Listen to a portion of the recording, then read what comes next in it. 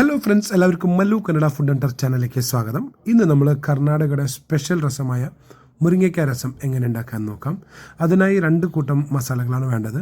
അപ്പോൾ ആദ്യമായി നമുക്ക് ചതയ്ക്കാനുള്ള കൂട്ടുകൾ വെളുത്തുള്ളി, കുരുമുളക്, ജീരകം, പിന്നെ ഇഞ്ചി.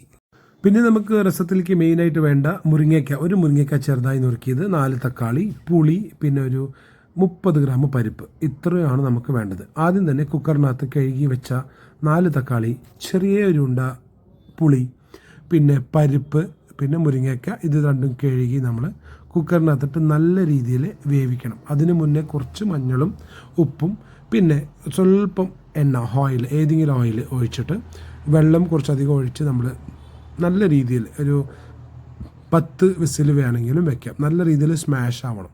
അപ്പോൾ നമ്മൾ കുക്കറിൽ വെച്ചു. ഇപ്പോൾ അത് വെന്ത് കിട്ടിയിട്ടുണ്ട്.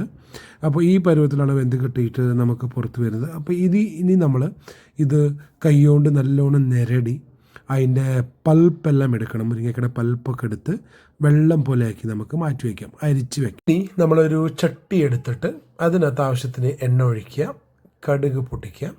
അപ്പോൾ കടുക് പൊട്ടുന്നവരെ ഒന്ന് വെയിറ്റ് ചെയ്യാം. കടുക് പൊട്ടിയതിന് ശേഷം നമുക്കിതിനകത്ത് ഒരു 2-3 വറ്റൽമുളക് ചെറിയ നുറുക്കാക്കിയിട്ട് അതും കൂടി ഇട്ട് കൊടുക്കണം. ഓക്കെ, അതിൻ്റെ കൂടെ തന്നെ നമ്മൾ നേരത്തെ ചതച്ച് വെച്ചിട്ടുള്ള വെളുത്തുള്ളി, കുരുമുളക്, ഇഞ്ചി, ജീരകം, ഇതിത്തിരി നമ്മൾ ചതച്ചത് മിക്സിയിലിട്ട് ചതച്ചത് നമുക്ക് അതിനകത്ത് ഫുള്ള് പൗഡർ ആവാൻ പാടില്ല, ജസ്റ്റ് ഒരു 3-4 കറക്കം. ഓക്കെ, അതിന് നമുക്ക് ഈ എണ്ണയ്ക്കകത്തിട്ട് കരിവേപ്പിലിട്ട് നല്ല രീതിയിൽ വഴറ്റിയെടുക്കണം. ഓക്കെ, ഇതാണ് ഈ രസത്തിൻ്റെ മെയിൻ മസാല ഇതാണ്.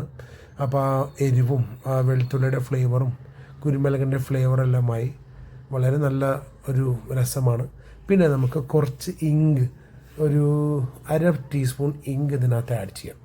ഓക്കെ, നല്ല രീതിയിൽ അത് ആയതിനു ശേഷം നമ്മൾ നേരത്തെ മാറ്റി വെച്ച ആ രസത്തിൻ്റെ പൾപ്പുണ്ടല്ലോ, അത് മൊത്തത്തിൽ നമുക്കൊന്ന് ഒഴിച്ചു കൊടുക്കാം.